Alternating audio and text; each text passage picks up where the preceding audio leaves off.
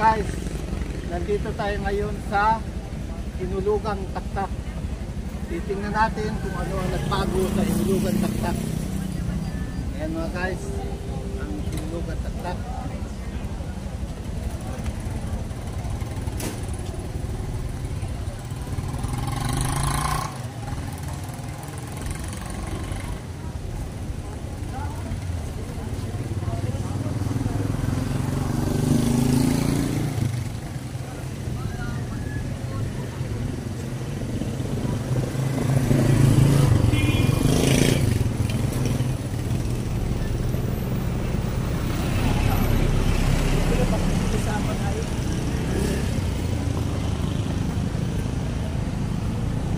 Mga guys, papasok tayo sa loob.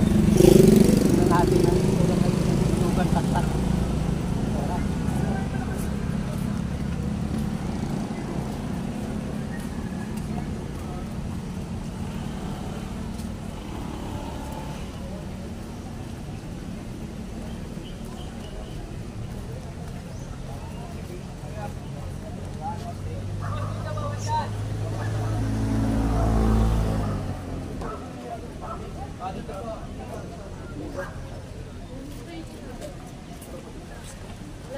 Mga guys, ito ang entrance ng Hinulugang Taktak.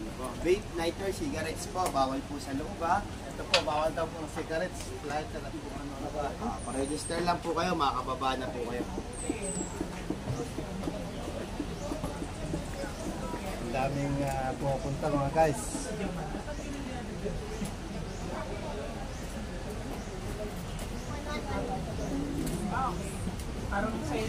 Pa-registered muna tayo.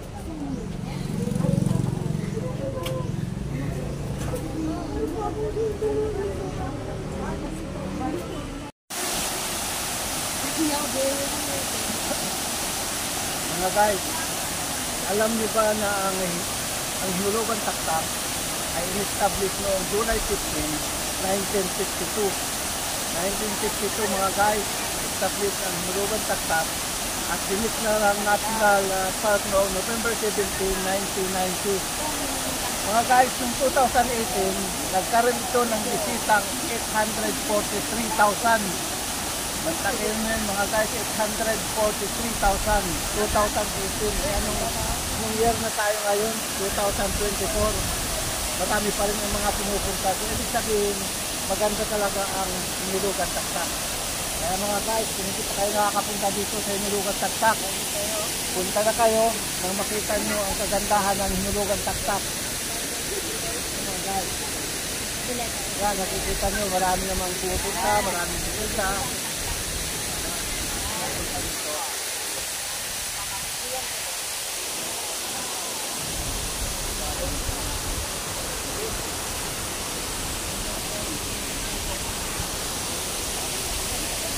Anong tubig? Ayaw ko dyan.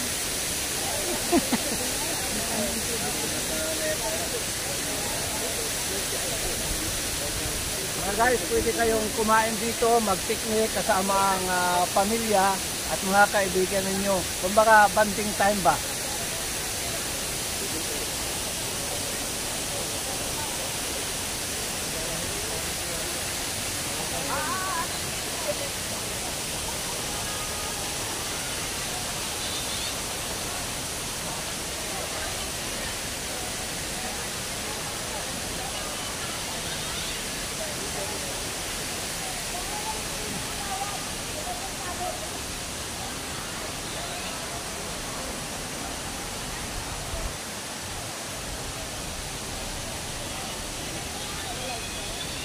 Ayun mga guys, pupunta naman tayo doon sa kabilang side.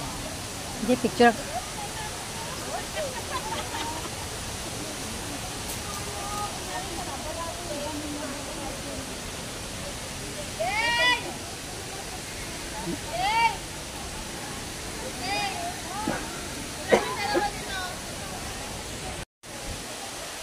Mga guys, pupunta naman tayo doon sa kabilang side ng Inog.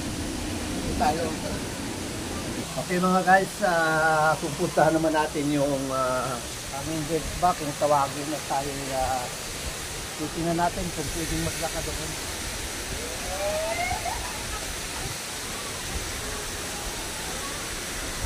Sa mga guys, ito ang mga pagbabago sa Hinulugan Taktak. Mayroon ng dito para sa mga senior.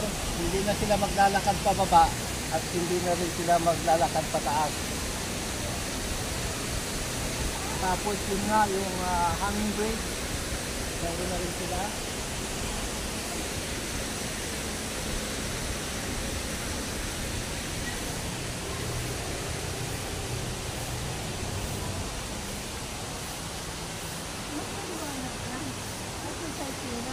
Kasi nga, ano yung cellphone na, Kaya pala, hindi.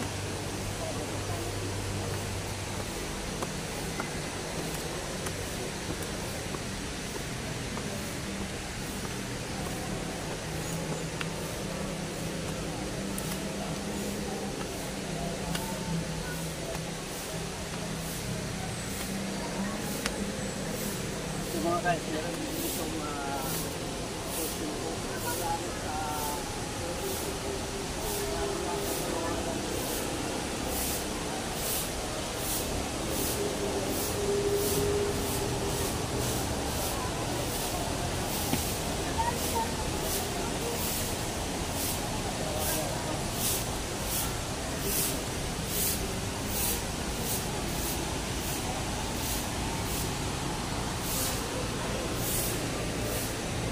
dito mga guys sa Hinulugan Taktak, masarap magpahinga kasi marami pang kahoy, malilim, at saka ang number one maganda rito ay walang entrance mga guys.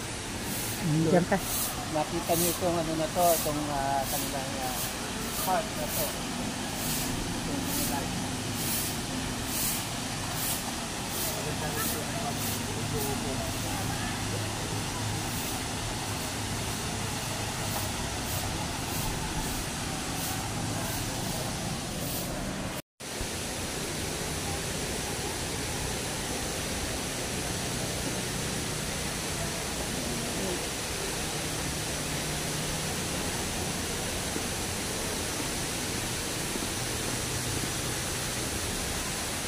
Tupi.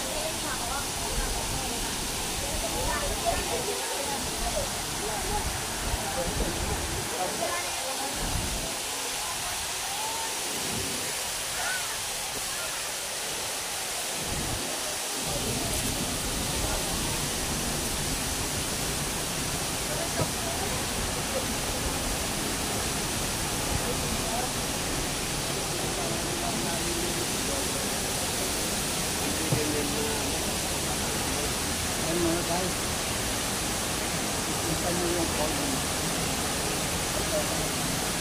Dati yan mga guys, nung araw, malinis. Pero nung dumami na ang tao sa itaas, medyo naging hindi na maganda yung itsura ng tubig. Kaya, pero ganun pa man, marami pa rin ang pumupunta rito. Kaya ngayon mga guys, mag-i-interview tayo dito sa mga bisita dito kung ano ang kanilang obserbasyon dito sa Hinulugan Taktak. Interviewin natin si Sir. Sir, magandang tanghali po, Sir. Tanghali. Taga dito ka po sa Antipodo? Hindi, taga Las Piñas. Las Piñas. Sir, Las Piñas, so dinayo pa ninyo itong Hinulugan Taktak. Mamasyal lang doon. Oo nga po. Nung po bang maganda pa panahon? During 70s, panilis ko. Kasi noon, wala pa ganong bahay. Saka, yung iglesia na parang malapit na yung ano nun eh. Yung ginamit ang taklat. Kaya, pag ano na, nagbabike lang ko. Dito rito, iba ng Marikina, yun lang. Pero ngayon, sabi mo, hindi ka maingat, tamaan ang kulay ng tubig. Di ba po nung araw may kanta na tayo na sa Antipolo. Pero parang hindi na po bagay ngayon yung ano. At doon kumain tayo. Ang laki ng pagbabago. Ang laki ng pagbabago ng hinulugan ng Hindi nagbago sa kagandahan, hindi nagbago sa wala yung natural na wala yung natural na kasanayan. ganda na ng tubig at ano. Kaya kasi noon, yung mga ano, may mga nagkapartito dito sa baba. Ay ngayon wala na kahit isa, wala na. Wala na, bawal na. Baka pagbaba, pag ano mo dyan, nangangati ka na lang. Sari-saring kasi ang nakukuha mo dyan. Sayang, hindi na preserve mabuti. Napabayaan ng gobyerno. Pabayaan ng gobyerno. Ano po. Mga bagay-bagay na ganito na dapat na-enjoy ng mga kabataan. Dinadayo pa naman ang Dinadayo noon yan sa ano, mahal na araw, saka yung ano, Mayo, gano'n. Ang dami yung pupunta dito. Kaya lang ngayon yan tunguin ang ano, ang kapalit. Kapalit ng progreso ng bayan. Nasisira ang kalikasan. tumanda yung bayan, sira ang kalikasan. Yun ang ano. ang kapalit. Pero meron pong ano yan ay solusyon. Hindi lang ginagawa ng ating mga Hindi lang. Kaya mga ordinansa hindi na i-implement ng munisipyo. Kaya dapat i-implement nila, ganun. Wala. Sayang lang yung ano. Hindi na-enjoy ng mga tao. Sino yung papunta rito mga foreigner para pagbaba dito naaamoy yan? Hindi na. Sabi nila, di ba? mga Pinoy na lang ang Mga Pinoy na lang. Para ka nasa estero, sabihin ng mga ano. Kaya sayang. sayang ano po. Malaking ano, pagkukulang na nagawa ng gobyerno. So dapat inalagaan nila. Na-enjoy ng mga tao. Dalhin mo yung mga kabataan dito. Masang naman doon tayo. Dito na lang kung sa bahay. Hindi magandang balita.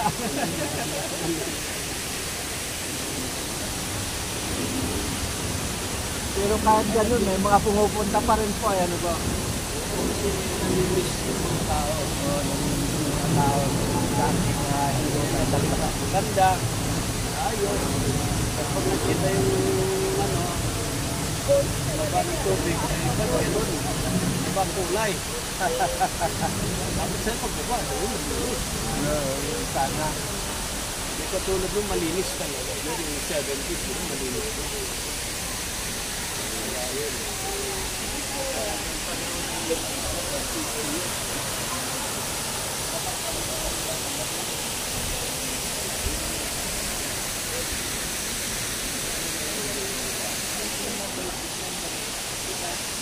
Diba mo, naamoy mo yung ano, nakakawalang ano, diba? Sir, isang comment lang. Ano ang ma-advise mo sa mga ating mga pinuno na namumuno dito sa Antipolo? Dahil sana ay mga ordinansa na linis, kalikasan na magawa nila, yung mga pagtatapong Dito ang DIRG, oh. ay ano, implement nila yung mga kasi nila implement sa kagandahan ng mga natural resources ng Pilipinas. Yan mga guys. Yan dapat ang ginagawa ng ating magagaling na mga pinuno para naman itong hinulugan taktak ay ma-enjoy ng mga bisita. Lalong-lalo na yung mga foreigner mga guys. Paano pupunta ang mga foreigner dito pag nakita na sa amoy pa lang ng tubig na madidismaya na. Nadidismaya. Ayan mga guys, narinig niyo ang advice ni Sir. Kayo na ang humaton. Thank you. Thank you, Sir. Sige po. Mga guys, sabihin natin yung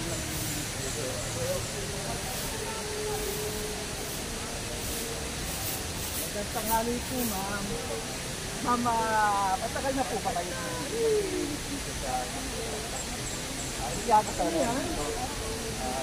At saka restricted kayo ng hulugan taktak? O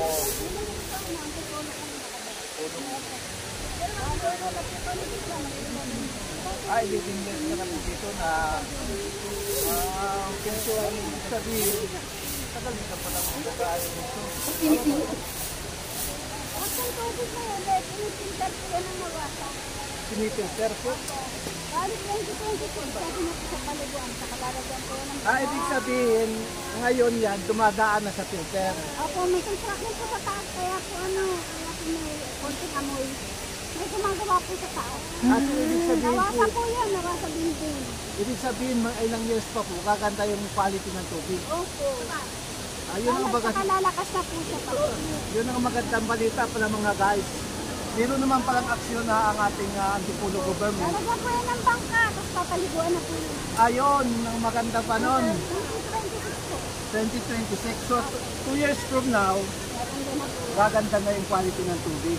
Kaya Ayan po, mga kaya guys. po may amoy, kasi po, may ano po, Ah, construction po sa taas. construction. Oo. Yun pala naman mga guys.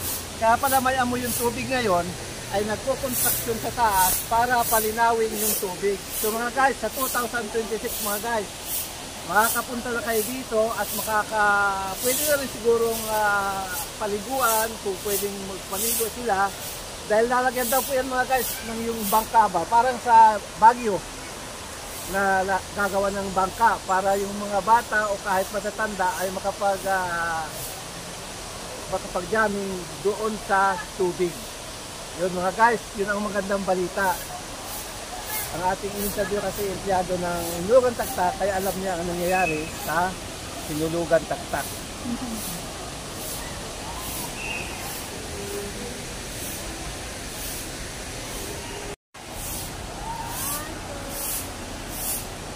Mama, ano pong pangalan po ninyo?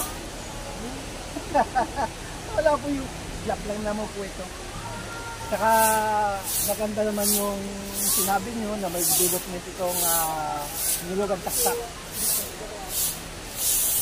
Dahil empleyado naman po kayo dito, di wala namang problema yun kahit sabihin niyo yung pangalan nyo. Saan po kayo? Taga Marinduque po kami. Malayo pa po kami. Kayong dalawa lang po, biyahe. Mag-asawa po kami. Biyahe lang po kayo. Mm. Init lang po. Mm. Barko, tapos bus, Bagat po kayo. lager po.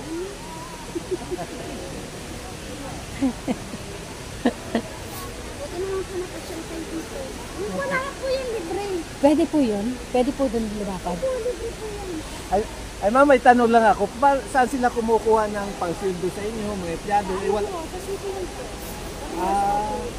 Sagot ng kasi gabi. walang walang entrance, ganun, walang Libre po lahat. Bawal lang po magkalat. Bawal po mag-iwan ng basura. Ah, Po ang bawal. Lahat po libre. Swimming pool, saka yan po. Libre po lahat. Bawal lang po talaga magkalat. maganda. So yun mga guys, lahat ng activities dito libre, walang bayad. Swimming pool, libre po. Walang nakalat. Pati swimming pool, libre din. Asan po yung swimming pool? Ayun. Oh, may swimming pool pala doon. Tingnan nga natin. Ay ma'am, yung pangalan niyo po, ano po pangalan niyo? Pinila ko kung dito, mami. Mami, okay. Nice, Mami, salamat. marami po salamat. Pasyan. Po.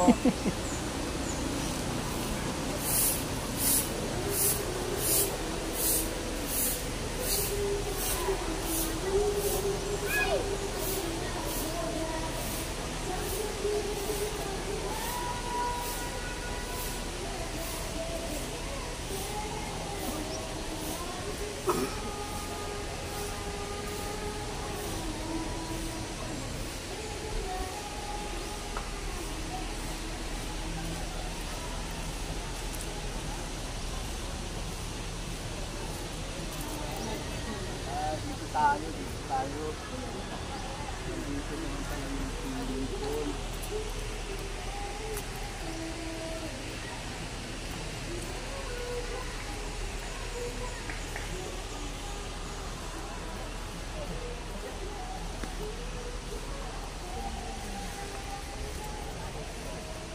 So mga guys, ito yung swimming pool ng Hinulugan Taktak.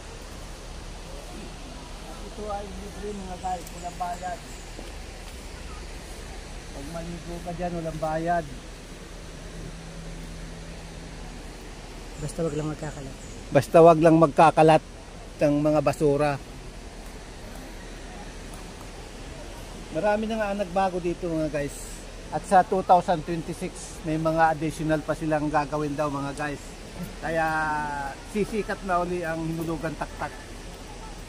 Kaya mga guys, sa 2026 maganda na ang itsura nitong Hinulugan Taktak.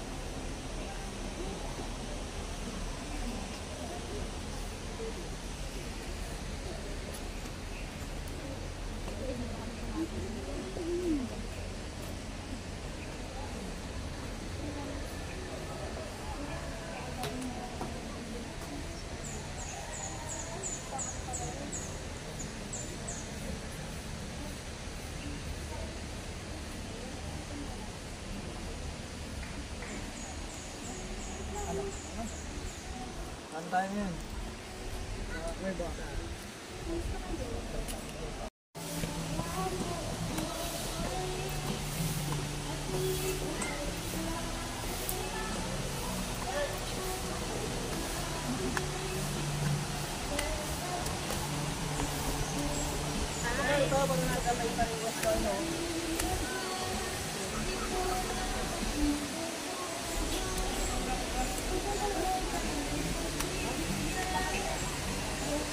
Guys, pupunta tayo doon sa aming bridge at susubukan natin lumaka doon. Yung mataas-taas din yun. Pag may nalo mo, hindi ka makakapaglaka doon. Tingnan natin.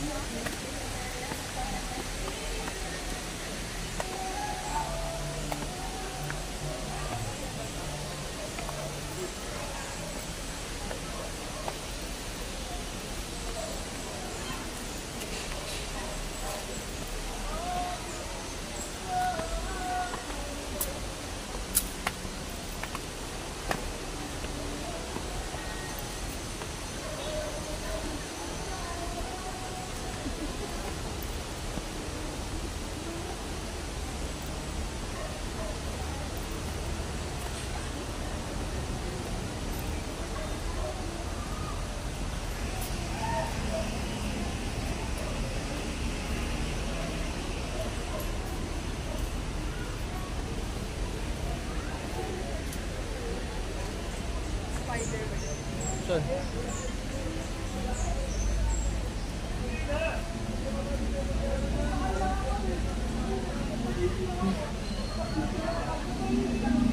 Pipila tayo.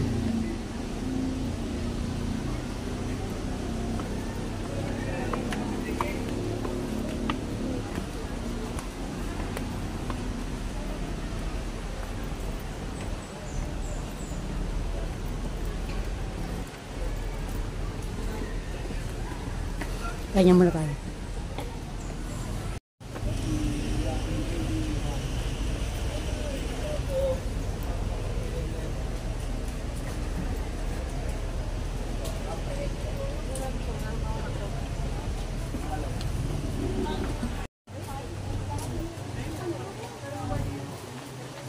Bitawan dito, mainit.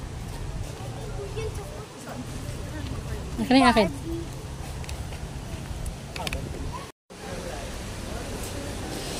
Mga guys, kung nakikita nyo, yan yung tinatawag na canopy walk. Maglalakad sana ako dyan, kaso hindi pala ako naka-rubber shoes. Bawal daw ang hindi naka-rubber shoes dyan. Kaya hindi ako pwede, babalik na ako naka-rubber shoes muna ako. Kaya kung nakikita nyo mga guys, may mga naglalakad dyan, sila naka-rubber shoes. Yan. Oh, naka-safety gear naman yan, nakatali sila, may tali. Kaya safe na safe yan mga guys, hindi kayo mahuhulog. Kaya pag napunta kayo dito sa sa Hinulugan Taktak, subukan nyo na maglakad dyan para ma-enjoy nyo yung ganda ng Hinulugan Taktak. Kaya mga guys, marami ang sumusubok na maglakad. Kaya lang yung ganong hawak-hawak ng cellphone, baka mahahulog. Naku, sayang naman yung cellphone. Ilagay muna sa bulsa ang cellphone bago mag-ano. Lalong malalaglag yun.